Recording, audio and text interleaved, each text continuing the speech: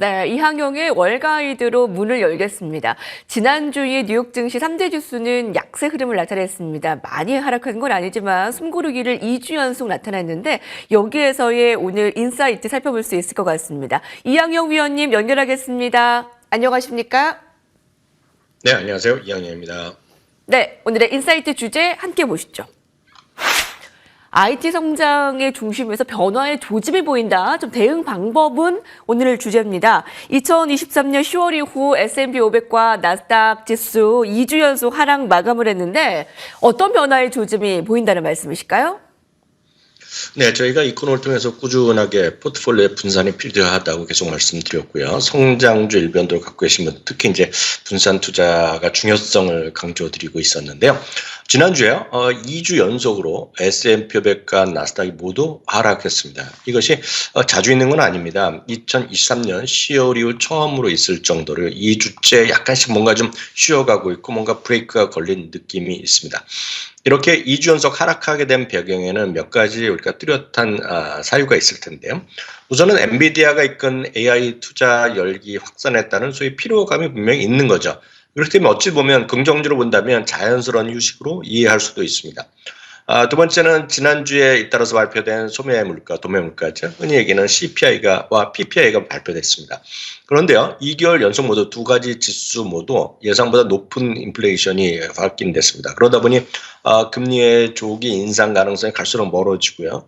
물론 이번 주에 점도표가 새로 나오면서 일단의 어떤 전망이 가능하겠지만 지금 월가에서는 심지어는 두 번으로 내릴 수도 있다는 그런 시각도 조금씩 있거든요. 그러니까 그런 것들이 부담이 되면서 실제 10년물 금리가 2024년 최고 수준까지 급반등하는 모습을 보여줬습니다. 아직 최고 수준은 아닌데요. 거의 붙어 있습니다. 지난 금요일 날은 3.10%까지 좀 올라가는 모습이라서 상당히 좀 걱정되는 부분이기도 합니다. 또 하나는 이러다 보니 달러가 최근에 좀 안정세를 보였었는데요. 달러도 다시 강세로 반전하는 모습을 보이고 있기 때문에 이런 모든 것들이 약간 불안합니다. 물론 아주 긍정적으로 보면 별일이 아니더라고 앞서 말씀드렸었던 그런 요인이 분명히 있는 거죠. 자연스러운 조정이랄 수도 있고 이번 주에 있을 FOMC를 앞두고 주요 투자 결정자들이 관망 모드를 했다는 것도 한몫을 할 수 있습니다. 다만 전체적으로 보면 지속적으로 상대적으로 약세를 보였던 가치주가요. 성장주 대비. 그리고 동일 비중 S&P 500 지수가 일반적인 시가총액 기준으로 한 S&P 500 대비 최근 1개월새는 더 강세를 보여들었다는 것을 주목할 필요가 있습니다. 아주 쉽게 얘기하면 최근 한 달 동안에는 우리 시청자분들 그리고 미국에서도 개인 투자자들이 많이 선호하는 성장주보다 흔히 얘기해서 가치주가 2배 정도 올랐다, 더 많이 올랐다라는 것입니다. 동일 비중도 마찬가지입니다. 동일 비중은 500개 주식을 그냥 같은 비중으로 놓은 거고, S&P, 우리가 흔히 얘기하는 S&P는 시가총액이 큰 건데, 시가총액이 큰 거 위주로 했던 것보다 그냥 500개의 평균이 더 많이 올랐다는 것은 그만큼 집중도가 좀 떨어졌다는 것입니다. 그것은 그만큼 한쪽에 몰려있는 분들은 약간 재미없을 수 있다는 거죠. 지난 목요일날 한번 이 코너에서도 JP모건의 마르코 코라노빅의 시간을 한번 전해드린 적이 있는데요. 하여튼 엔비디아가 주도한 AI 중심의 성장주의 주가가 피크를 칠 경우 반대 경우 즉 엔비디아 중심은 많이 떨어질 수 있고 그 옆에 것들을 떨어질 수 있다는 거죠. 물론 그럴 가능성이 크지 않다 하더라도 늘 말씀드리지만 엔비디아 중심, 테슬라 중심 한두 개 주식으로 올인했던 경우에는 지금 그 아주 쉽지 않은 구간이 나올 수도 있다는 것입니다. 그런 관점에서 분산 투자가 중요하고 그렇기 때문에 저희가 자주 방어적 주식을 말씀드린 건데요. 그래서 현실적으로 성장주 비중이 높은 분들이 미국 주식을 했던 성장주 높은 분들이 개별 주식으로 무슨 가치주 이거 쉽지 않습니다. 손이 잘 안 가기 때문에 늘 말씀드리지만 IT 주식이 제외한 성장주 중에 큰 것들 일반적인 것들을 먼저 좀 하셔 필요가 있습니다. 프로젝트인 거는 P&G죠, 월마트죠, 비자죠, JP모건, 웨이스트 매니지먼트 이런 것들이 모두 흔히 얘기해서 IT 성장주가 아니기 때문에 굳이 여러분들이 IT 몇 개 종목 하시던 분들이라도 IT 성장주가 아닌 것 중에서 여러분들이 좀 시각을 넓힐 필요가 있다는 걸 꼭 좀 당부드리겠고요. 나 이거 정말 종목이 손이 안 간다 하시는 분들은 가장 쉬운 거는 단돈 48달러, 49달러 같이 안 되는 S&P 500 가치주 ETF가 있습니다. 이런 것들을 한 주, 두 주 시작하시면 이런 것들이 바로 성장주의 일변도를 갖고 있는 분들의 포트폴리오에 분산 투자를 시작하는 지름길이기 때문에 오늘 말씀드렸던 종목이라든가 ETF 중심으로 좀 고민을 해보실 필요가 됐다라고 정리드릴 수 있겠습니다. 네. 뉴욕 증시가 2주 연속 숨고르기를 나타냈습니다. 자, 브레이크가 걸린 데에 대해서 엔비디아 AI 투자 열기에 대한 확산의 피로감으로 볼 수도 있겠고요. 자연스러운 휴식으로 이해할 수도 있겠고요. 다만 이번 주에 AI 모멘텀에 굉장히 주요한 분수령이 될 것으로 보인다라는 점은 확실합니다. 자, 그런 면에서 오늘 헤드라인 세 가지도 집중해 주시기 바랍니다. 야후입니다. 야후 파이낸스에서 실적 호조에도 시간 외에서 급락이라는 표현을 썼는데요. 바로 어도비입니다. 어도비가 금요일에 시장이 마감된 이후에 실적을 발표했는데 시간 외에서 급락을 나타냈음에도 토요일에 정규장에서도 두 자릿수의 하락에 급락을 나타냈습니다. 14% 가까이 주말 사이에 급락하는 모습을 나타냈는데요. 매출 가이던스가 실망적으로 나왔다고요? 네, 맞습니다.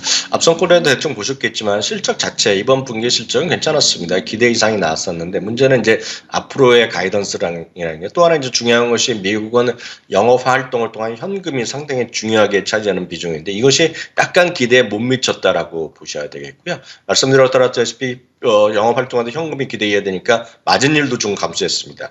이런 것들이 좀 주식시장에 악재로 작용했다라고 보셔야 되겠고요. 가이던스는 매출과 이익 모두 부족했다는 것을 쉽게 이해하실 수 있어 보입니다. 이것은 새로운 신규 연간 반복 매출이 약간 어려운 개념이 있는데요. 이런 것들도 성장 가속화가 AI 도입이라서 큰 기대가 있지만 아직까지 그것들을 통해서 어떤 구체적인 수치로 팍팍 늘어나는 것은 보여주지 않았던 것입니다. 그렇기 때문에 성장은 계속하겠으나 눈높이를 못 맞췄다는 얘기가 되겠습니다. 그래서 가이던스가 부족했는데요. 미국의 주가 판단 월가의 시각은 아주 뚜렷합니다. 가이던스가 실망했다는 것 자체는 월가의 눈높이를 못 맞췄다는 얘기고요. 월가의 눈높이에 자기네가 생각하는 이익과 매출의 전망에 낮은 기대치가 나오면 여지없이 목표 주가를 내릴 수밖에 없습니다. 이건 뭐 불가피한 현실인데요. 그러다 보니 지난 주말에요. 하루 사이에 무려 15곳이나 넘는 IB들이 목표 주가를 하향시켰고요. 이런 것들은 이번 주에 있을 엔비디아의 소위 GTC 통해서도 어떤 어도비에도 어떤 좋은 소식이 있을지 이런 것들이 좀 단기적인 관전 포인트가 될 수밖에 없겠습니다. 네, 어도비의 이제 눈높이가 워낙 높아졌다라는 점에서 이번에 이제 가이던스 하향이 시장에 미치는 영향, 이번 주에 엔비디아 GTC를 앞두고 굉장히 주요한 AI의 한 주가 될 것 같습니다. 자, 그럼 다음 헤드라인 살펴보겠습니다. CNBC입니다. 과매도 주식 탑5를 짚어볼 예정인데요. 어떤 기업이 들어가고 또 그 근거에 대해서도 집중 분석해 주실까요? 네, 여러분들이 미국 주식 하시는 분들은 우리나라와 달리요. 소위 기술적 지표, 보조 지표를 많이 활용할 필요가 없다라고 제가 누차 강조드렸습니다. 실적이 가장 중요한 변수, 실적에서도 이제 가이던스 이런 것들이 가장 중요하고요.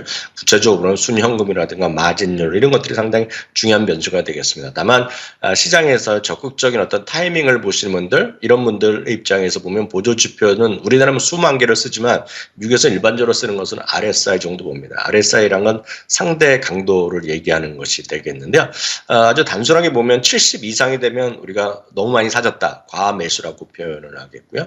30 이하가 되면 과매도, 너무 많이 떨어졌다라는 얘기를 합니다. 그렇다고 해서 70 이상이 넘어서 매도하고 30 이상 되면 무조건 매수, 이런 개념으로 삼으시면 큰일 나겠고요. 다만 70 이상이 넘어갔을 경우에는 쉽게 얘기해서 레버리지를 일으키거나 무리한 매수보다는 정상적인 어떤 수준 정도만 하시면 된다 얘기가 되겠고요.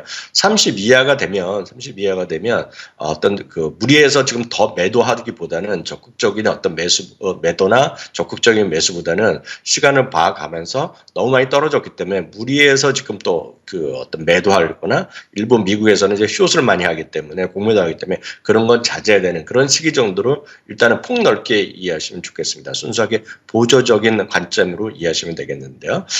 오늘 CNBC에서 한 것은 과매도 기준은 이하, 그런 70 이상이 아니라 30 이하까지 떨어진 거, 그리고 투자 의견은 월계 투자 의견은 중립 이상인 거, 그리고 목표 주가의 평균 괴리도가 10% 이상인 것들만 한 5종목을 뽑아봤더니요. 여기에 보면 암전이라든가 테슬라, 사우스웨스트 항공, 보잉, 글로벌 라이프 등이 포함되어 있습니다.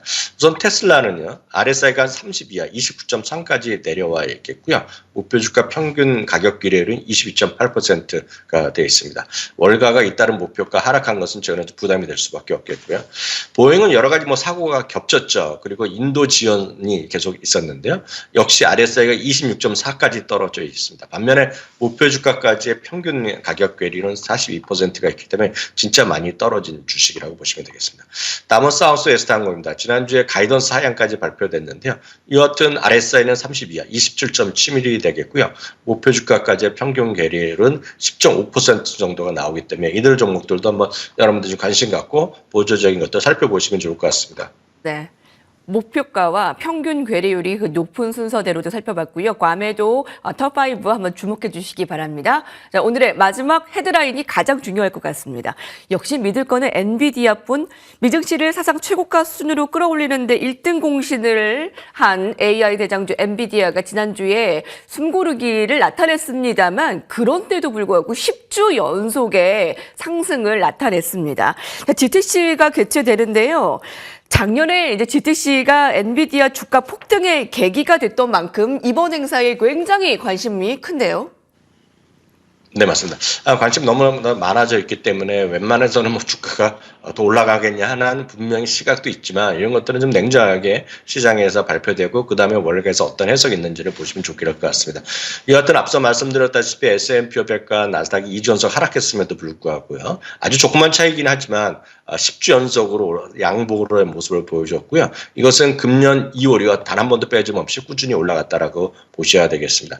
월가에서는 그리고 획기적인 새로운 칩이 또 발표될 가능성이 있다는 얘기하고 있겠고요. 그와 관련해서 지난주에 델 컴퓨터가 실적 발표 시에 다음 주 엔비디아와 함께 놀라운 발표가 있을 것이라는 얘기하고 있기 때문에요. 몇몇 증권사, 특히 레이먼드 제임스에서는 B200의 로드맵이 발표될 것으로 기대를 하고 있습니다. 물론 엔비디아는 이거에 관한 논평을 거부하고 있지만은요, 여전히 레이먼드는 강력 매수 의견을 재확인했고요. 지난 주말에 레드부시는 목표 주가를 2월에 600에서 800달러로 올린 데 이어서 다시 1000달러까지 올라갔습니다. 역시 이들도 GTC에서의 긍정적인 뉴스를 기대한다고 하고 있는데요. 월가는 3월 이후에도 최소한 4곳이 목표 주가를 상향한 상태입니다. 갖고 계신 분은 좀 느긋하게 어떤 발표 그리고 그런 이벤트들을 기다리시면 좋을 것 같습니다. 네, 18일부터 21일까지 엔비디아 AI 컨퍼런스 GTC 2024 기대가 큰 만큼 웬만한 발표로는 좀 눈높이를 못 맞추지 않겠냐라는 우려감도 있겠습니다만 네, 여러 가지 핵심 포인트들 젠슨 황 연설 등으로부터 좀 찾도록 하겠습니다. 이항영 위원님과 함께했습니다. 감사합니다.